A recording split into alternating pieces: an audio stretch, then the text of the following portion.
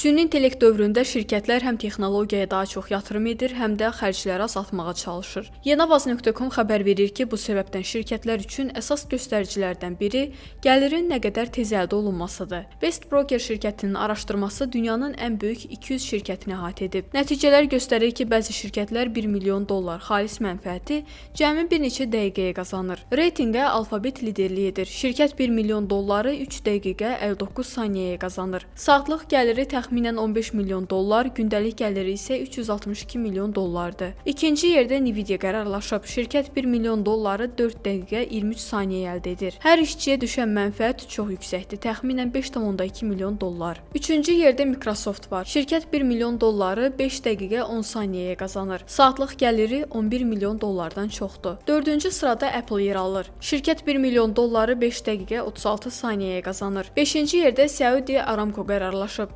Bu siyahıda olan azsaylı enerji şirkətlərindən biridir. İlk onluğa həmçinin Amazon, Berkshire Hathaway, Meta, JP Morgan Chase və TSMC daxildir. Siyahıda texnologiya şirkətləri açıq üstünlük təşkil edir. İlk onluqdakı şirkətlərin çoxu ABŞ-dəndir.